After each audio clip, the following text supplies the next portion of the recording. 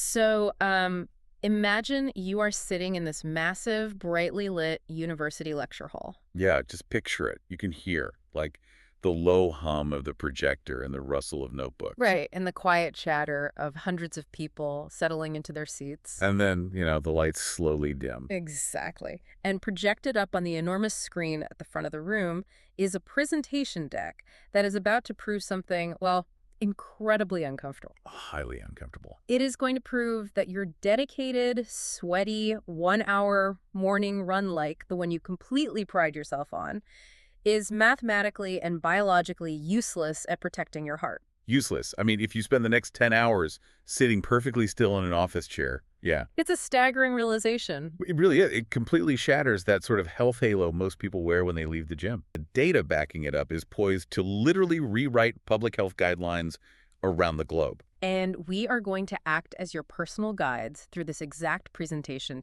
We're unpacking the paradigm-shifting science of what researchers are calling fragmented physical activity. We've got a massive stack of recent literature open in front of us, too, just to verify every single claim on these slides. Oh, yeah. Okay, let's unpack this. Slide 1 is up. The title reads, The Microdose Movement Paradigm, and the subtitle is Clinical Efficacy of Fragmented Physical Activity. So what is this title actually doing? Well, it's basically planting a flag in the ground. It is declaring a foundational shift in how medical science approaches human movement. Because for, the last 50 years, the focus was entirely on exercise physiology, right? Exactly. I mean, the whole narrative was that health is something you acquire in a dedicated block of time. Like you go to a gym, you elevate your heart rate for 60 minutes, you sweat, and you check the box for the day. Right, the classic workout. But this first slide introduces a relatively new, heavily researched, and frankly terrifying field called inactivity physiology. Inactivity physiology, that sounds like an oxymoron. It does, but it was pioneered in the early 2000s by researchers like Dr. Mark Hamilton. Okay, and what's the core premise? The premise is that inactivity is not merely the absence of exercise. It is a distinct, highly active, and deeply destructive physiological state of its own. Wait, I want to stop right there. How can doing absolutely nothing have a physiology? Because, well, the human body is never truly doing nothing. It is always adapting to its environment. Okay, that makes sense. And the old paradigm completely ignored a massive environmental reality, which is that modern Westerners, on average, sit for about 10 hours a day. 10 hours. Wow. So the microdose movement paradigm looks at the math and says, wait a minute. You are trying to solve a 10-hour exposure to a toxic environment with a 1-hour intervention. Okay, but I have to push back here on behalf of all the early risers listening to this. Go for it. If I wake up at 5:30 in the morning, right, I lace up my running shoes and I run 5 miles, Sure. I hit my target heart rate zone, I'm fit. Are you telling me that doesn't shield me from the rest of the day? The clinical literature calls the persona you just described an active couch potato. Ouch. Active couch potato. Yeah. And no, it does not shield you. This was like the most dangerous misconception in public health for decades. Seriously? Yeah. Let's look at the landmark 2013 study referenced right here in the notes for slide 1. Okay, let's do it. This study was designed to test your exact assumption. They took groups of participants and controlled their entire day in a lab setting. Meaning they tracked everything they did. Everything. Yeah. They kept everyone's total daily energy expenditure constant, meaning everyone burned the exact same amount of calories overall. So the playing field is completely level in terms of calories. Perfectly level. One group did a classic, structured, vigorous exercise session for 1 hour, like your morning run. Okay. But then they sat for the rest of the day. 14 solid hours of sitting. Wow, that's a lot of sitting. Another group did absolutely no vigorous exercise, none. But their sitting time was broken up. How so? They substituted the sitting with light walking and standing scattered throughout the entire day. So they just fragmented their movement. Yes. And the results were, honestly, a physiological earthquake. What happened? The researchers proved that the 1 hour of daily structured exercise could not compensate for the negative effects of the sitting on insulin levels and blood plasma lipids. You're kidding. Nope. The group that just walked and stood intermittently had significantly better insulin action and much healthier plasma lipid profiles. Wait, better than the group that went hard at the gym for an hour? Yes, because prolonged sitting is an independent risk factor for adverse health conditions. It operates on a completely different biological pathway. That is deeply unsettling. You literally cannot outtrain 10 hours of sitting with 1 hour of sweating. Exactly. Even if the total calories burned are identical, you can have the VO2 max of an elite athlete, but if you sit for 10 uninterrupted hours, you are actively degrading your metabolic health, So the chair itself is the variable we have to manage, which is the entire premise of this presentation, yeah. which means we need to understand exactly what the chair is doing to us. So the presenter clicks to slide 2. Right, the pathophysiology of prolonged sitting. And think about your own body right now as you listen to this. Are you sitting? Because this slide has a very vivid, slightly disturbing infographic. It's a transparent human body sitting in an office chair, right? Yeah, and superimposed on this body are 3 distinct zones, and each one has a flashing red gauge labeled system failure. Let's examine these failing zones, starting with the legs, the vascular zone. Okay, so the vascular zone. This is where the sheer mechanical reality of sitting hits your biology first, right? Yeah, think about the physical geometry of your body right now if you were in a chair. Your hip joints are flexed at roughly a 90-degree angle. And the knees, too. Right, knee joints are bent at a 90-degree angle. This physical bending acts almost like a kink in a garden hose. So we are literally crimping the plumbing. We are. Gravity is pulling blood down into your lower limbs, and because of those kinks, you experience immediate venous pooling. The blood just gets trapped down there. Exactly. And because it's pooling, the blood viscosity increases. It essentially gets thicker and more sluggish. Arterial blood flow slows down dramatically. But, I mean, don't our hearts pump the blood back up? The heart pushes blood out, sure, but returning blood from the legs against gravity heavily relies on the muscle pump. The muscle pump. Yeah, the physical contraction of your calf and thigh muscles, squeezing the veins to push the blood back up. Oh, I see. When you're sitting still, those muscles are completely flaccid. They aren't contracting. And that's bad. It creates a catastrophic cascade, starting with a loss of vascular shear stress. Okay, vascular shear stress. Break that down for us. Imagine a fast-flowing river. The water rushes against the riverbanks, creating friction. That friction is shear stress. Okay, got the visual. In your body, blood flowing vigorously against the endothelial cells, the cells lining the inside of your blood vessels, creates vital friction. And the body likes that friction. Yeah. Endothelial cells are highly sensitive to it. When they feel that healthy rushing shear stress, they release vasodilatory factors, primarily nitric oxide. Nitric oxide, that's good for blood flow, right? Very good. It tells the blood vessels to relax, expand, and stay healthy and pliable. Okay, so when we sit, the river slows to a sluggish trickle. The friction disappears. The shear stress is attenuated. And without that signal, The endothelial cells stop producing nitric oxide. The vessels become stiff and dysfunctional. You develop acute endothelial dysfunction just from being in the chair. Wow. And if the blood is trapped down in the calves and the vessels are getting stiff, that has to have a downstream effect on the rest of the system. or upstream. Right. Upstream. What happens to the brain? This is where inactivity physiology gets really alarming. The peripheral dysfunction in your legs impairs your central hemodynamics. Meaning blood flow to the core. Exactly. Less blood is returning to your heart, so your cardiac output drops. And when cardiac output drops, it leads directly to a decline in cerebral perfusion. So less blood to the brain. You are physically reducing the volume of oxygenated blood reaching your brain, Okay. specifically the prefrontal cortex, which governs executive function, deep focus, and memory. Oh, wow. So that feeling at 3:00 p.m. at the office where you are staring at your screen and you just can't string a complex thought together, Yeah, it's not just that you're tired or need a coffee. Your brain is literally starving for flow. chronic cerebral hypoperfusion disrupts neuronal metabolism. Mhm. If you do this for 10 hours a day, year after year, it can literally cause measurable cognitive deficits. You are suffocating your own cognition. You are. That is just the first stage. Let's look at the second one on the transparent body. This is the endocrine zone. Right, centered around the pancreas and the bloodstream. It shows a critical drop meter regarding postprandial hyperglycemia and insulin resistance. Postprandial just means after a meal. So what happens when we eat lunch and immediately sit back down at our desks? Well, when you eat, particularly carbs, your digestive system breaks them down into glucose, which floods into your bloodstream. Standard metabolism 101. Right, but for your body to actually use that energy, the glucose needs to get out of the blood and into your cells, particularly your skeletal muscle cells. And that's where insulin comes in, right? Exactly. Normally, your pancreas secretes insulin, which acts like a key to unlock the cell doors and let the glucose in. But sitting messes with this. Profoundly. Prolonged, uninterrupted sitting impairs the insulin-stimulated glucose uptake pathways in your muscles. So the cells just ignore the insulin. The cellular machinery literally stops responding to the signal. The key is turning in the lock, but the door is jammed shut. So the sugar is trapped down the hallway, it just stays in the bloodstream. That is postprandial hyperglycemia, a massive, unnatural blood sugar spike. And this sugar is toxic when it lingers in the blood. Toxic how? It acts like microscopic shards of glass, causing oxidative stress and damaging those delicate endothelial cells we just talked about. Yikes. And the pancreas just keeps trying. Yeah, your pancreas realizes the sugar isn't clearing, so it panics and pumps out even more insulin. Yeah.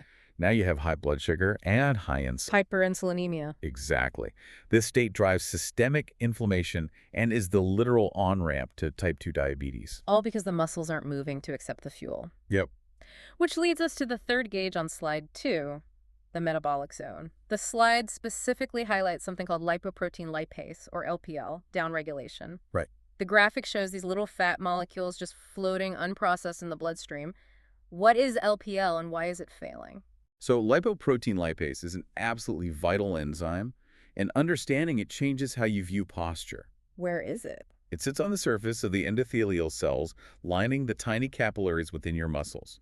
It is heavily concentrated in your slow-twitch oxidative muscles. The muscles in our legs and core. Exactly. The ones you use for standing and maintaining posture. Okay, so it's localized in the endurance muscles. What is its job? Its job is to grab circulating triglycerides, which are fat molecules traveling in your blood, break them apart, and pull the fatty acids into the muscle tissue to be burned or stored. It's basically a cellular vacuum cleaner for fat. A very powerful one. But here's the critical vulnerability of LPL. Its activity is almost entirely dependent on mechanical muscle contraction. So it needs movement to work. When you're standing and those slow twitch muscles are firing just to keep you upright, LPL is highly active, constantly vacuuming up fats. But when we sit, When you sit down in a supportive chair, those muscles go completely electrically silent. They relax entirely. Within a remarkably short period, LPL expression is drastically suppressed, the vacuum is unplugged. completely unplugged. Without LPL actively clearing the blood, the triglycerides and cholesterol just circulate endlessly in your plasma. And that leads to plaque buildup. Yeah, dyslipidemia. These fats begin to oxidize and form atherosclerotic plaques in your arteries.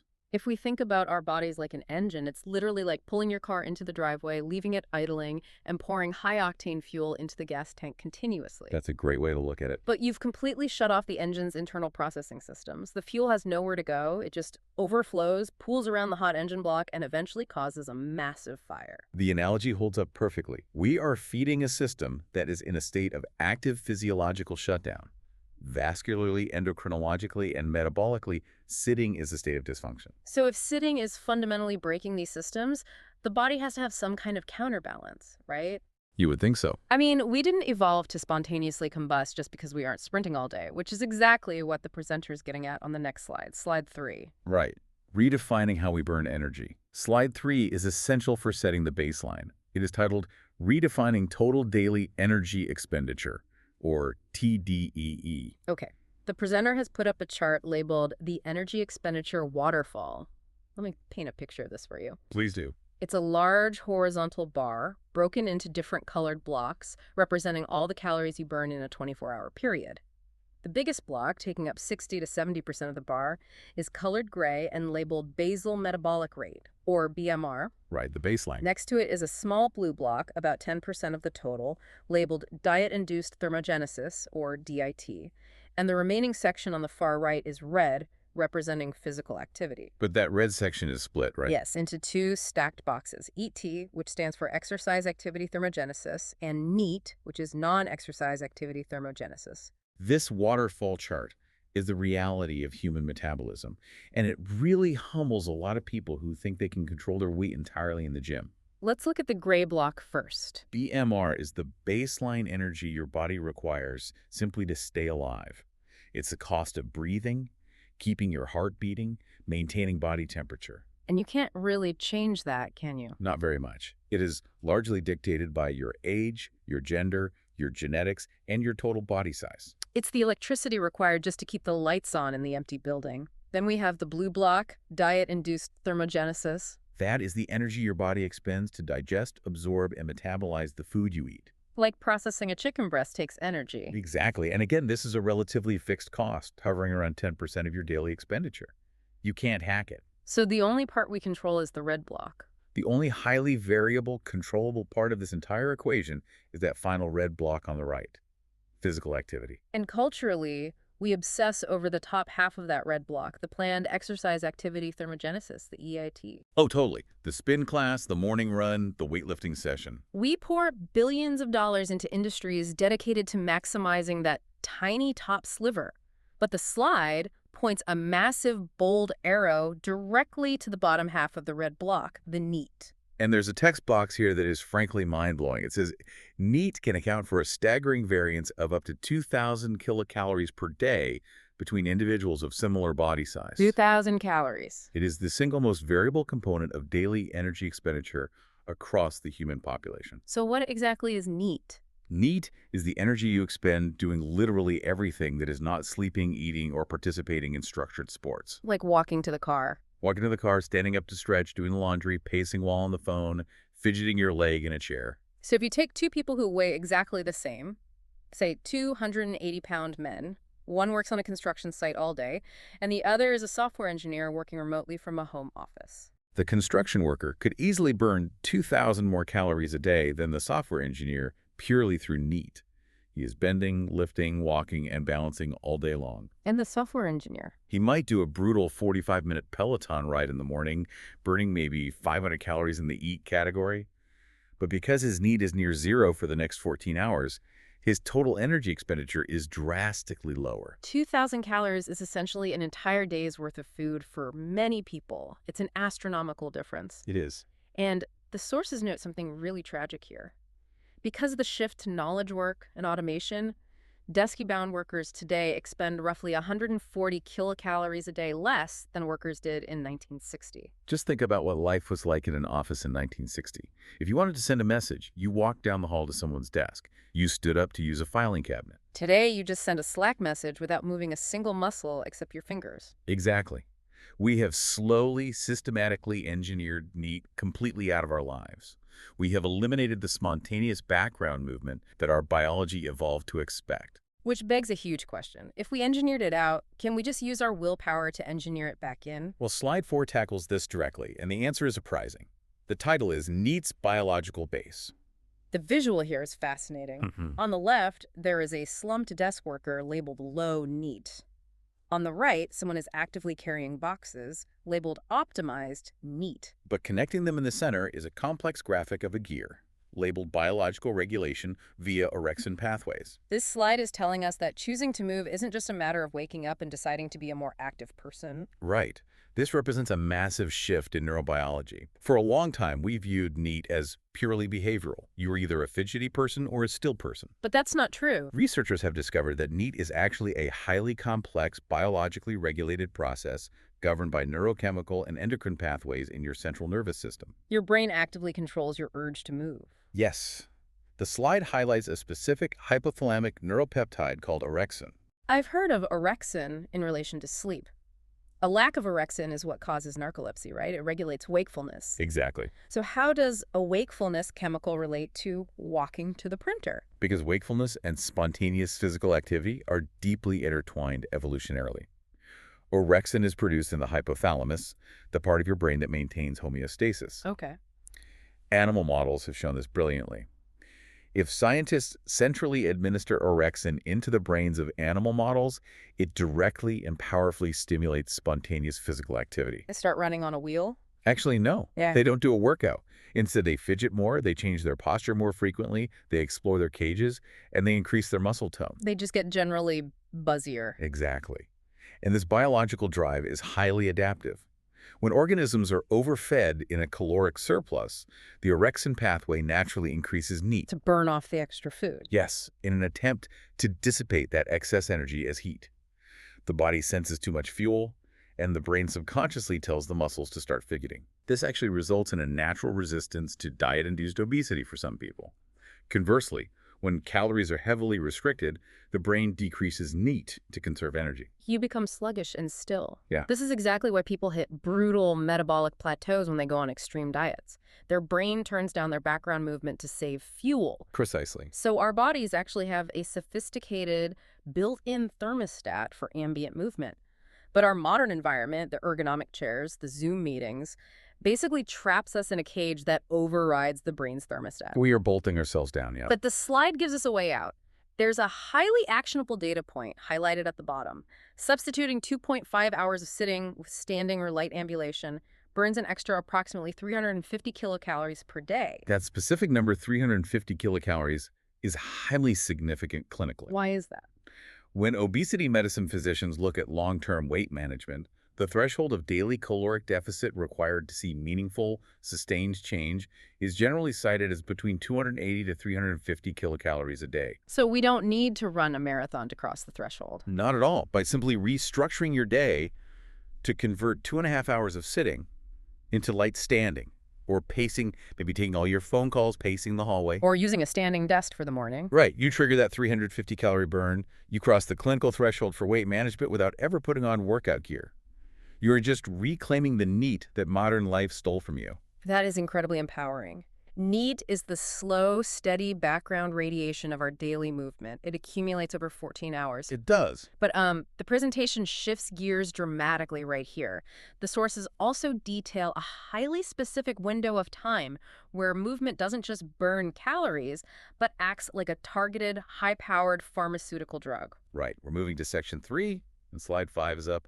The magic of timing. This is where the intersection of metabolism, behavior, and timing gets incredibly precise. If you understand this slide, you can protect your blood vessels from immense damage. The title is The Postprandial Window. Timing is everything. Let me describe what is on the screen because it is the most striking visual yet. I am looking at a graph called the glycemic blunting curve. It's a great graph. The horizontal axis maps time in minutes, starting at 0, which is the moment you finish eating a meal, and going out to 150 minutes. The vertical axis measures blood glucose levels. And look that red line. There is a solid red line that shoots aggressively upward, peaking high into a shaded red area at the top of the graph labeled danger zone. Then it slowly tapers off over 2 hours. That red line represents prolonged sitting. Right, and below it. Below it, starting at the same point, is a gentle, flat dotted blue line that barely rises at all. It just hums along steadily. That line represents postprandial walking. The difference in the total volume of sugar in the blood between these two lines is staggering. What you are looking at is the visual representation of the endothelial damage we discussed back on slide 2. That massive red spike is a postprandial hyperglycemia. That is the sugar acting like glass in your blood vessels. Exactly. But the slide details a specific, highly regulated dosing rule to flatten that spike into the safe blue line. It states, a 10 to 15-minute walk initiated within 30 minutes of eating. Within 30 minutes. That feels really strict. A lot of people eat dinner, sit on the couch for an hour to digest, and then maybe take the dog for a walk. Why the tight 30-minute deadline? It is dictated by the speed of human digestion. When you eat carbohydrates, they are broken down and enter the portal circulation very rapidly. Okay, so it's fast. For a typical mixed meal, blood glucose levels hit their absolute highest peak within 30 to 90 minutes after you take your last bite.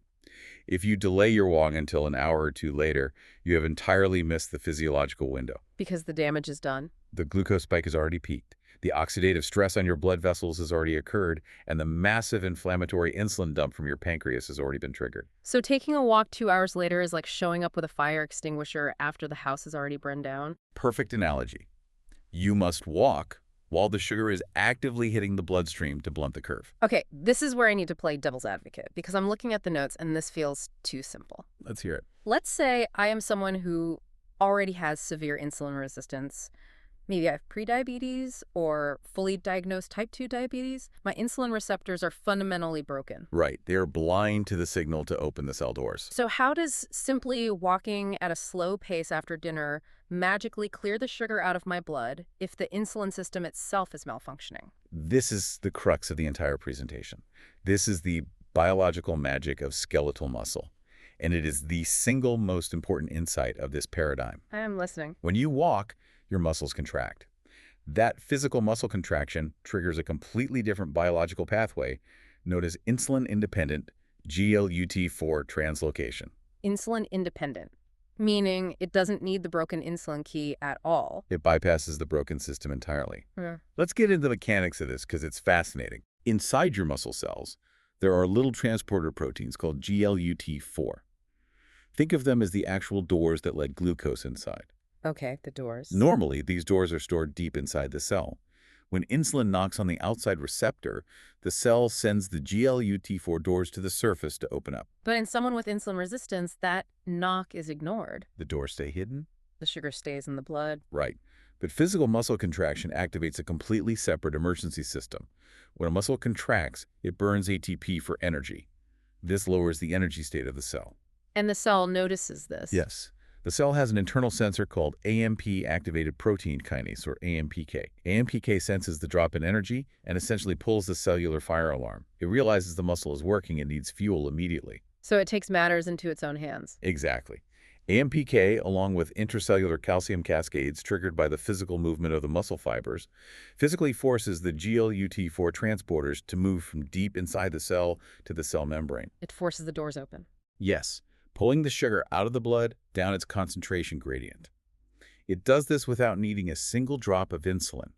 The physical act of the muscle shortening and lengthening acts as a skeleton key for the locked doors. That is absolutely incredible. Your muscles have an emergency override switch for insulin resistance, and all you have to do to flip it is walk. Furthermore, while you are walking, that light exercise sends a signal to suppress hepatic glucose output. It tells your liver, which normally drips background sugar into the blood, to stop producing more. It's a multi-pronged attack on blood sugar. Concurrently, the movement enhances overall blood flow to the muscles, bringing more of the sugary blood into contact with those open GLUT4 doors, accelerating the clearance rate. And the clinical data backing this up is phenomenal. The slide points out that a 10-minute walk immediately after meals reduces the incremental glucose area under the curve, the IAUC. Which is basically the total volume of that toxic sugar spike over time. All right, it reduces it by 22% to 43%. And the sources mention a really elegant trial out of New Zealand. They took individuals with type 2 diabetes and compared two interventions. One group did a single, continuous 45-minute walk done at some random arbitrary time in the middle of the day. And the other group simply walked for 10 minutes after breakfast, 10 minutes after lunch, and 10 minutes after dinner. Same total volume of walking, right? 30 minutes versus 45 minutes, yeah. And the results challenge the entire just get your 10,000 steps whenever you can philosophy. The 3 10-minute postprandial walks were significantly more effective at lowering total daily blood sugar and blunting the massive after-dinner spike than the single 45-minute walk. Timing matters just as much, if not more, than total volume. Exactly. So if we can use short, perfectly timed walks after meals to control our blood sugar, the next logical question for you is, how do we protect ourselves during the rest of the day? Right, the non-eating hours. How do we structure micromovements throughout the grueling 10-hour workday to protect the vascular and metabolic zones we talked about earlier? That brings us to section 4 and slide 6. Introduction to exercise snacks. Exercise snacks is a brilliant piece of branding developed by researchers in this space, most notably Dr. Martin Jabala and Dr. Jonathan Little. Catchy. It perfectly encapsulates the behavioral and physiological shift we are talking about. The visual on slide 6 makes the contrast painfully clear. There is a giant red X drawn over a big, intimidating box labeled traditional gym session. And below that, there is a timeline representing a typical workday. It shows a continuous thick gray line labeled sedentary desk time. But that gray line is interrupted every so often by these thin 1 to 2 minute blue vertical bars. The definition text below it reads, exercise snacks, brief, independent bouts of activity ranging from seconds to 10 minutes, distributed across multiple time points in the day. So what's the logic here? The psychological genius of the exercise snack concept is that it completely annihilates the traditional friction and barriers to entry that keep people sedentary. Friction like time. When you ask people why they don't exercise, the #1 reason cited globally is a lack of time. And they aren't wrong if you define exercise traditionally. A gym workout requires a massive logistical commitment. You need a 60-minute block of free time. Yeah. You need a change of specialized clothes. You have the commute to the facility, The social intimidation of the gym floor. And the requirement to shower afterward. It's a huge behavioral hurdle. It's an entire production. An exercise snack requires zero financial cost, zero equipment, and highly realistic feasibility. You do it in your work clothes, in your living room, or right next to your desk in the office. You remove the friction, and you suddenly make movement accessible to the people who need it most. It democratizes the physiological benefits of moving. But this is a science presentation, so we need parameters. We can't just randomly flail our arms for 10 seconds and call it a clinically effective snack, right? No, you can't. How do we actually program this? Slide 7 gives us the blueprint. The title is the FITT plus T prescription for microdosing.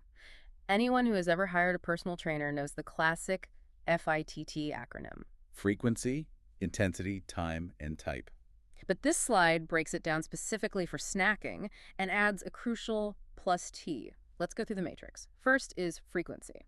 Unlike a gym session that happens once a day, exercise snacks are designed to disrupt the 10-hour block of inactivity. Therefore, they need to happen multiple times. How many times? The clinical trials validating this concept often utilize 2 to 8 bouts distributed evenly throughout the waking hours to effectively break up the continuous sedentary time. Okay, so maybe once an hour or once every couple of hours. Next is intensity. The chart says moderate to vigorous, so this isn't just standing up and doing a light hamstring stretch. Right. While simply standing up is exponentially better than sitting, a true exercise snack is intended to elevate the heart rate significantly and recruit a large number of motor units in your muscles. It should feel somewhat hard. However, it must be deeply individualized to the person's baseline fitness. For a healthy 25-year-old, vigorous intensity might mean sprinting up 3 flights of stairs as fast as possible. And for someone older. For a 75-year-old or someone recovering from an illness, a set of 10 bodyweight sit-to-stands from their dining room chair might elicit the exact same relative cardiovascular and muscular exertion. The absolute work is different, but the relative internal intensity is the same. Exact. Then we have time, which we already covered, ranging from mere seconds up to 10 minutes. And type, which notes aerobic examples like stair climbing or high knees, or resistance examples like bodyweight squats or push-ups. But the presenter has circled the bottom row in red, the plus T. This stands for timing and triggering. This is the behavioral science component. Because let's be honest, how do we actually remember to do this when we are buried in spreadsheets and back-to-back Zoom calls? Behaviorally, this is the exact point where most health interventions fail. You can have the best physiology data in the world, but if people don't remember to do it, it's useless. So what are the strategies? The literature suggests 2 primary, proven triggering strategies for exercise snacking. The first is interval-based. This relies on external technological cues. Like a timer. You set a dedicated timer on your phone, or you use a smartwatch program to vibrate aggressively every 30 to 60 minutes. The vibration is the external prompt, forcing you to interrupt your sitting. The machine tells you to move. But what if you ignore the machine? We all know the feeling of dismissing the time to stand notification on an Apple Watch because we're in the middle of typing an email. Which is why the second strategy is often more effective long-term, event-based or context-linked triggering. How does that work? This is rooted in the habit stacking models popularized by behavioral scientists like B.J. Fogg. You anchor the new behavior, the exercise snack, to an existing, inevitable daily habit that you are already doing without thinking. You attach the new hard thing to the old easy thing. Precisely. You make a contract with yourself. You decide, every single time I go into the kitchen and press start on the microwave, I will do 20 calf raises while I wait. Or, every time I finish a phone call, before I sit back down, I will do 15 bodyweight squats. Or, before I'm allowed to open my inbox in the morning, I will do 1 minute of jumping jacks. By attaching the snack to an inevitable daily event, the environment itself becomes the trigger. It becomes automatic much faster than relying on willpower or timers. I love the microwave example because waiting for the microwave is literally dead time anyway. You are just staring at a spinning plate. You might as well use that 60 seconds to contract some muscle fibers and trigger some AMPK. But the skeptical listener is probably thinking, does this actually work? Can 60 seconds of squats by the microwave really do anything measurable to my biology? Well, slide 8 brings the receipts, and they are shocking. The title is Clinical Outcomes of Exercise Snacking. The slide is divided into 3 pillars of human performance. Let's hit the first one, cardiorespiratory. The cardiorespiratory data is incredibly robust and defies traditional logic. One of the classic, most replicated protocols in this field involves just 20 seconds of vigorous stair climbing. Which is roughly sprinting up 3 flights of stairs. Participants did this 20-second sprint just 3 times a day, separated by hours of rest. They did this on 3 days a week. If you do the math, that is a total of exactly 1 minute of hard work per day. 3 minutes of total hard work per week. 1 single minute of exercise a day. 1 minute. And over a period of just 6 weeks, that microscopic protocol was shown to significantly increase both absolute peak power output on a cycling test and, importantly, their VO2 max. VO2 max is the gold standard measurement of cardiorespiratory fitness, right? It measures how efficiently your heart and lungs can deliver oxygen to your working muscles. Improving VO2 max usually requires hours of dedicated jogging. They achieved it with 3 20-second snacks. That is insane. It proves the body is exquisitely sensitive to intensity. The second pillar on the slide is muscular and functional outcomes. And the stats here show a 31% improvement in 60-second sit-to-stand capacity and a 2% increase in actual thigh muscle cross-sectional area, achieved in just a 28-day pilot study of older adults doing resistance snacks. This highlights the profound neural adaptations of these microdoses, right? Yes. When you lift weights at a gym, you are usually aiming for muscle hypertrophy, literally tearing the muscle fibers so they grow back larger. But when you repeatedly ask your central nervous system to recruit muscle fibers quickly and forcefully throughout the day, even for just a minute or two with bodyweight squats, You improve intermuscular coordination. you increase the firing rates of your motor units, you are teaching your brain to communicate with your muscles more efficiently, you get significantly stronger and more functionally capable without spending an hour lifting heavy dumbbells. And the third pillar is metabolic. We see a 16.5% reduction in the 9-hour insulin area under the curve, plus measurable reductions in visceral adipose tissue, the dangerous fat around your organs, and epicardial fat around the heart. This is where it all clicks. Here's where this entire presentation clicks into place for me. We aren't just talking about doing a few stretches to feel less stiff after a long day at the computer.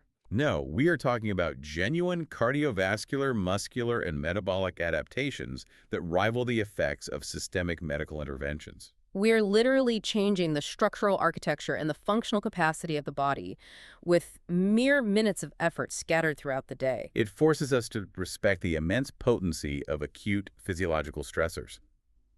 The human body responds to the quality and the frequency of the stimulus, not just the uninterrupted duration. But what if you don't want to plan a snack? What if you don't want to set a timer and you don't want to do squats by the microwave?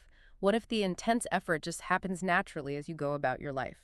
That brings us to Section 5 and Slide 9, which introduces an acronym that was completely new to me before reading these sources, VLPA. VLPA stands for Vigorous Intermittent Lifestyle Physical Activity.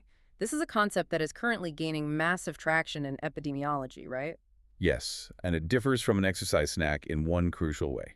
It is entirely opportunistic. There is absolutely no conscious plan to exercise. This slide describes it brilliantly as accidental intensity. It's the moment you realize you're going to miss the bus, so you sprint as fast as you can for 30 seconds as the doors are closing. Or it's making the conscious, stubborn decision to carry 4 incredibly heavy bags of groceries up 2 flights of stairs at once because you refuse to make a second trip. Or it's a sudden, intense burst of playing tag with your kids in the yard, or aggressively wrestling with the dog on the floor. It's daily life demanding maximum physical effort for a very, very short window of time. And the data on VLPA is arguably some of the most compelling and robust in the entire stack of sources we are reviewing. Tell us about the UK Biobank study. Researchers utilized modern wearable accelerometers like advanced smartwatches to track the exact movement patterns of over 73,000 non-exercisers in the UK Biobank study. They tracked these people for an average of 8 years. Just to clarify, the UK Biobank is one of the most respected medical databases in the world, and they specifically selected people who self-reported doing zero structured exercise. No gym memberships, no weekend running clubs, the true dedicated couch potatoes. How do they track them? The accelerometers were worn continuously, and they are sensitive enough to pick up not just movement, but the exact intensity of that movement down to the second. They can tell the difference between a slow walk and a sudden sprint for a cab. And what did they find? They combed through this massive data set and isolated the people who inadvertently engaged in just 1 to 3 minutes of VLPA per day. just a few rapid bursts of accidental intensity a day. Compared to the baseline group who had absolutely no vigorous activity at all, the people who never sprinted, never carried heavy things quickly, what was the difference? That tiny accidental dose of 1 to 3 minutes of VLP slashed their all-cause mortality risk by roughly 40%. 40%. Even more astoundingly, it reduced their cardiovascular disease mortality risk by a staggering 49%. Wait, 3 total minutes a day of accidental intense effort cuts your risk of dying from a heart attack in half. That's what the data shows. That challenges every old rule of exercise physiology I was ever taught in school. I explicitly remember my PE teachers and doctors saying that if a cardiovascular exercise bout wasn't sustained for at least 10 continuous minutes, it didn't count for your heart health. That 10-minute threshold was an arbitrary guideline established decades ago, largely because we didn't have the technology to measure anything shorter.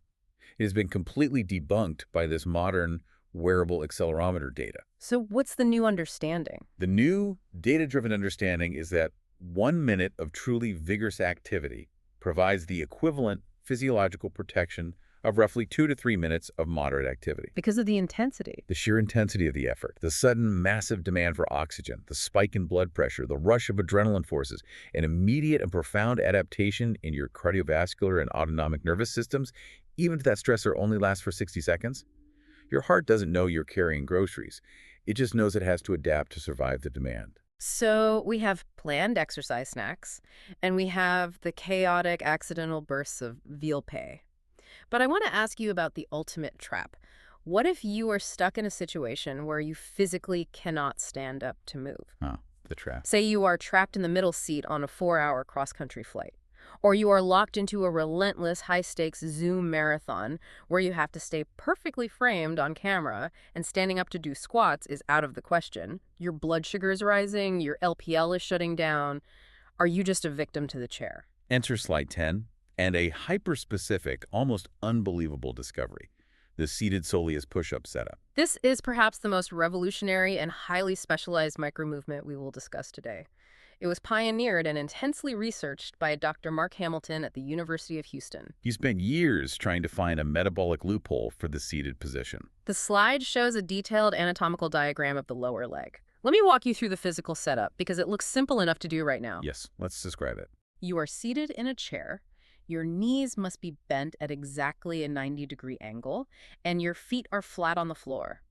Then, while keeping the balls of your feet planted, you elevate your heels as high as they will possibly go through a full range of motion. And then, crucially, you let the heels passively release and drop back down to the floor. Now, I have to ask the obvious question. I am doing this right now as I look at the script. Isn't this just nervous fidgeting? Isn't this just bouncing your leg up and down like someone who has had way too much coffee? That is the single most common critique. And Dr. Hamilton explicitly addresses it in his direct replies to other scientists and the public. It is absolutely not uncontrolled nervous fidgeting. So it's deliberate. It is a highly specific, conscious, controlled muscular contraction. He compares learning the soleus push-up to learning to ride a bike. It takes a bit of deliberate focus at first to get the motor pattern exactly right, but then the nervous system locks it in and it becomes an automatic background habit. What's the key to doing it right? The key to the movement is a smooth, active, forceful contraction on the upstroke, pushing the heel as high as anatomically possible, followed by a completely passive, relaxed drop on the downstroke. Why is the 90-degree bend in the knee so critical? Why can't I do this with my legs stretched out under the desk? That is the anatomical secret that unlocks the loophole. Your calf is actually made up of two main muscles. The big, bulky one you see on the outside is the gastrocnemius. It crosses both the knee joint and the ankle joint. Okay, so when you bend the knee. By bending your knee at exactly 90 degrees while seated, you physically shorten the gastrocnemius. When a muscle is shortened like that, it becomes mechanically disadvantaged. It essentially deactivates. Leaving the other muscle to do the work. Exactly. This forces the smaller, deeper muscle underneath it, the soleus, which only crosses the ankle, to do 100% of the mechanical work to lift the heel. You completely isolate the soleus. Okay, so by bending the knee, we sideline the big calf muscle and force the hidden soleus muscle to do all the lifting. Why is isolating this one specific small muscle such a big deal? Slide 11 tells us why, and the title sounds like absolute science fiction.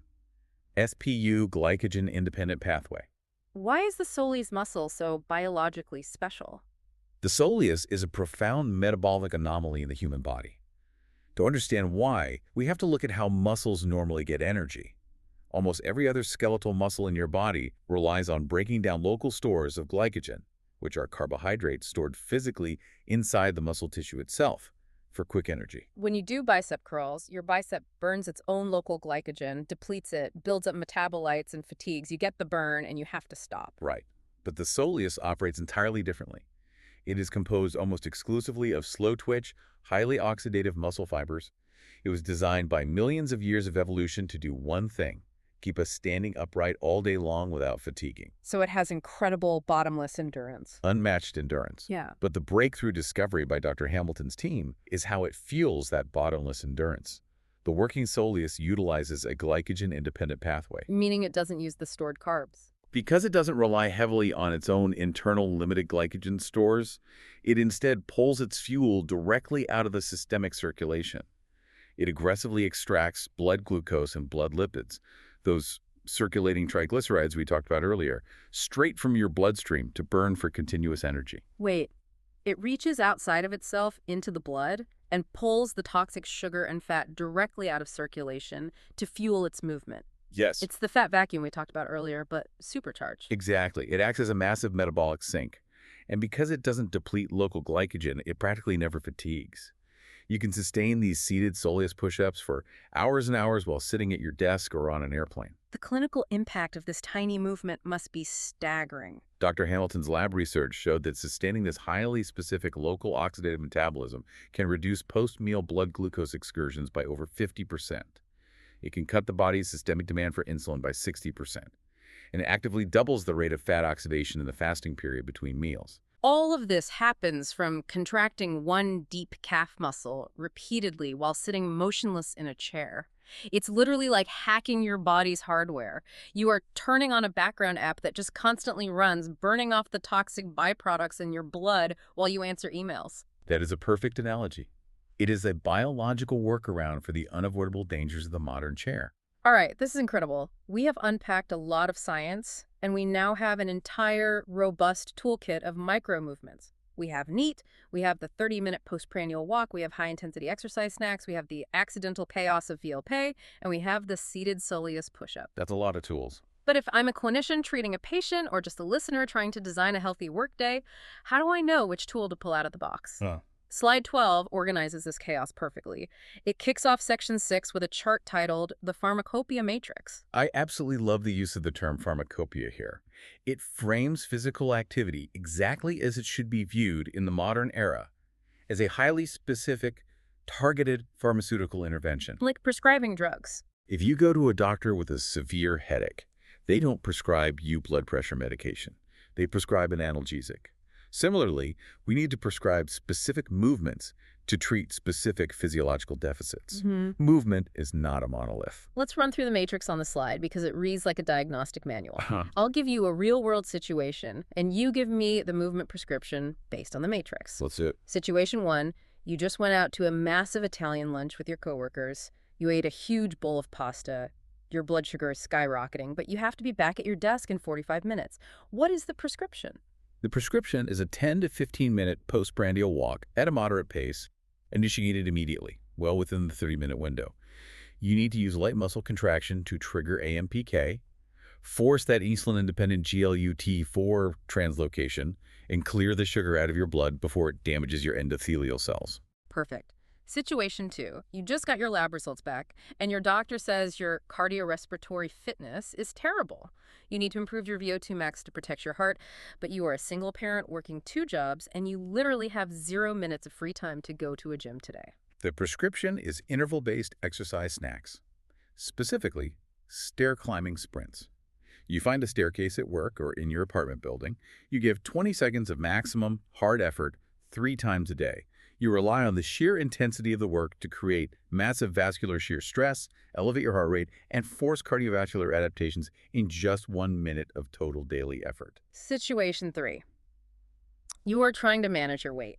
You need to burn a massive amount of ambient calories to hit that 350-calorie deficit. But you don't want to break a sweat, you don't want to elevate your heart rate, and you don't want to change your clothes. The prescription is to heavily optimize your NEAT. You hack your environment. You convert 2.5 hours of your normal sitting time into standing, pacing while on the phone, or doing light chore work. You let the orexin pathways in your brain naturally upregulate your metabolic burn through continuous low-grade movement.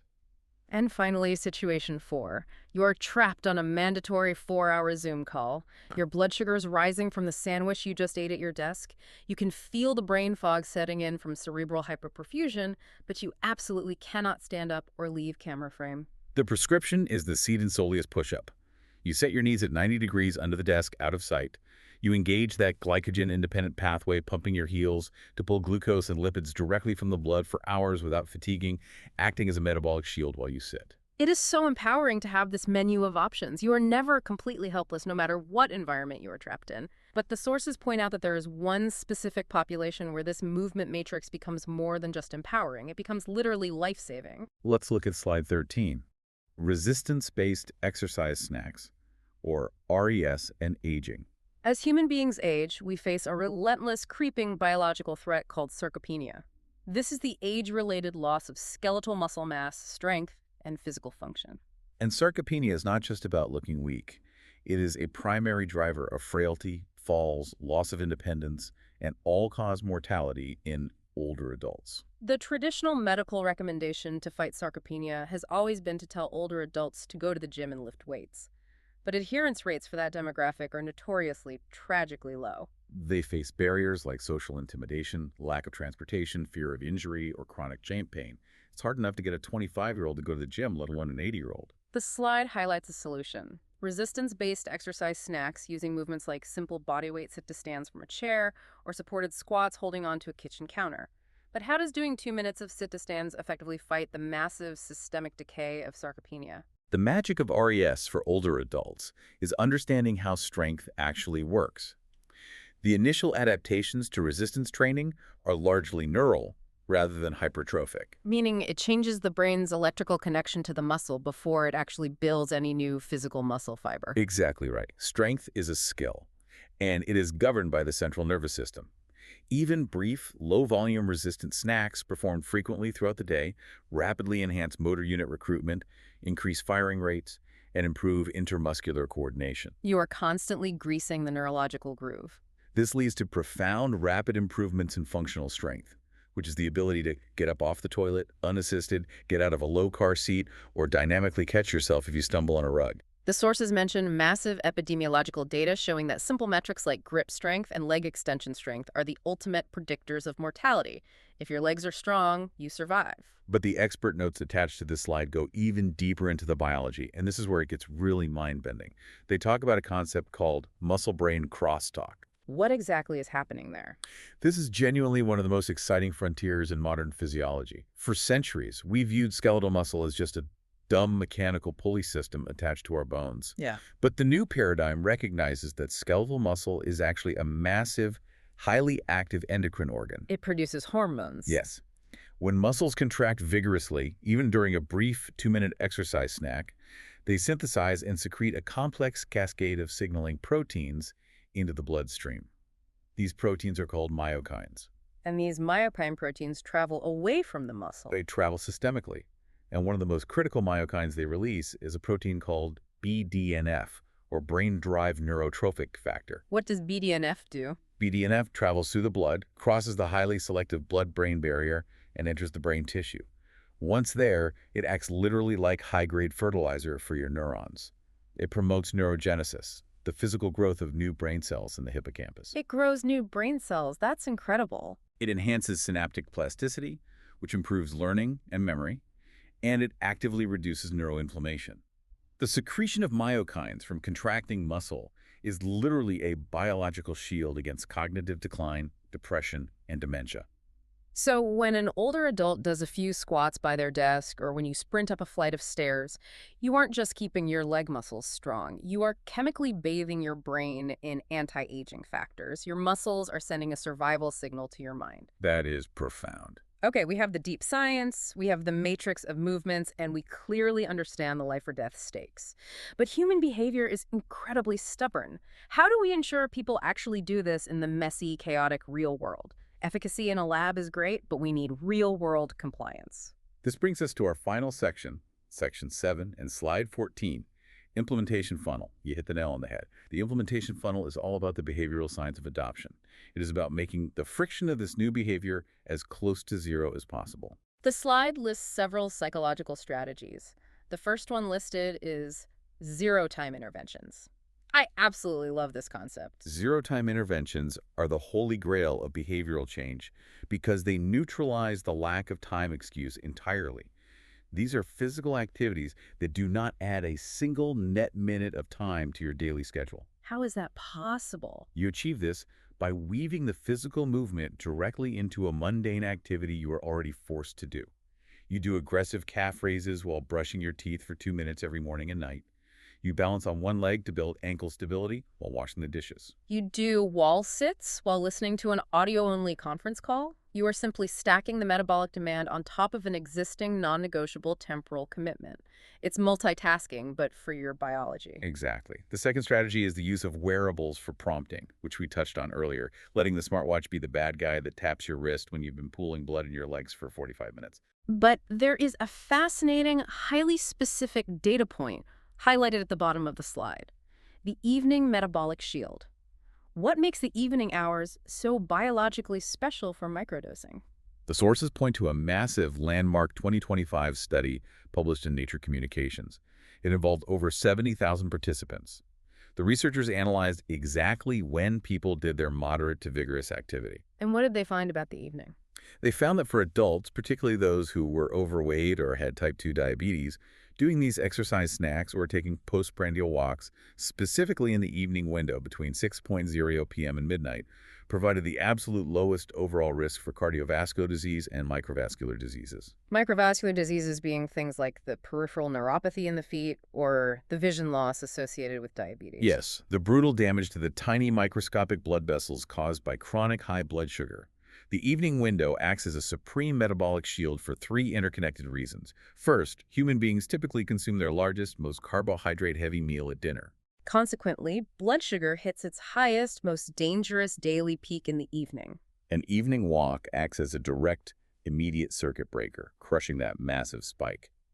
Second, the evening movement flushes out the inflammatory byproducts and pooled blood that have accumulated from a full 10 hours of sitting at a desk. You are clearing the day's debris. And the third reason. It realigns your central circadian clock.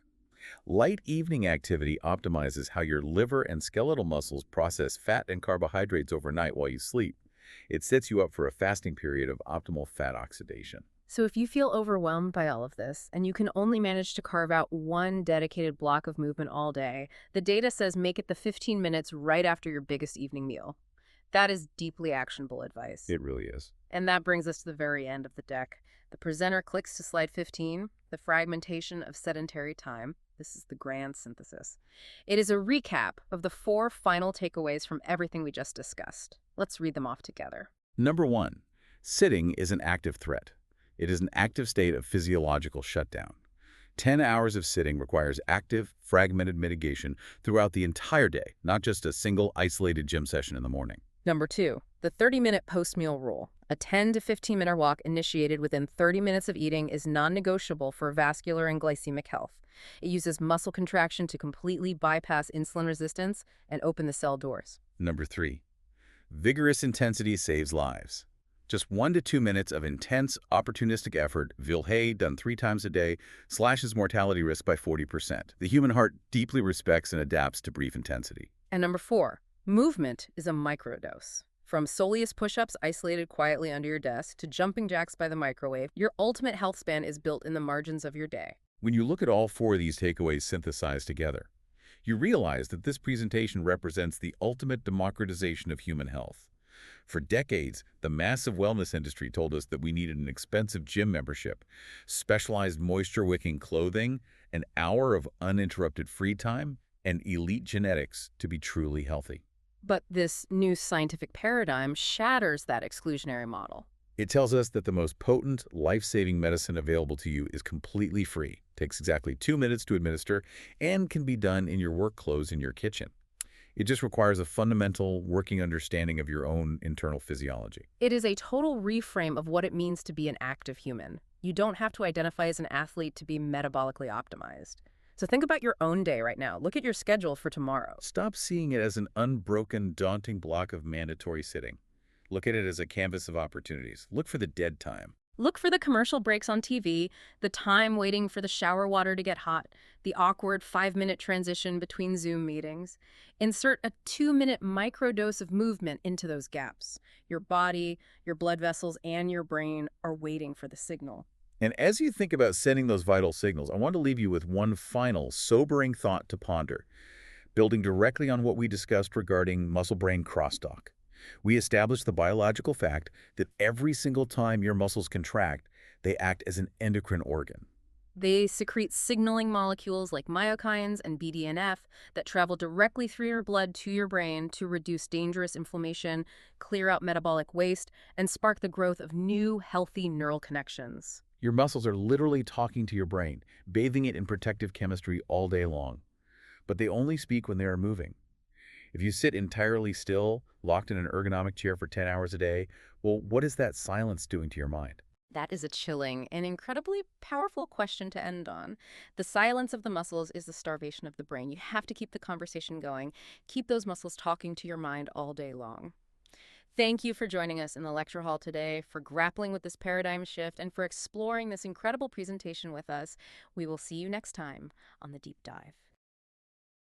This session is not a clinical guide or advice. It is aimed at kickstarting a healthy discussion about health and re-examining ways to improve health and well-being. These are not conclusions but opinions based on the studies, and we assume they will kickstart an active discussion among you, your peers, and your care provider. AI, Notebook LM, OpenAI, was used extensively to collate, curate, and package the content. We observed due diligence, checking the appropriateness of the content and the studies referred to. Healthcare knowledge is a fast-changing subject, and the content may be outdated in no time.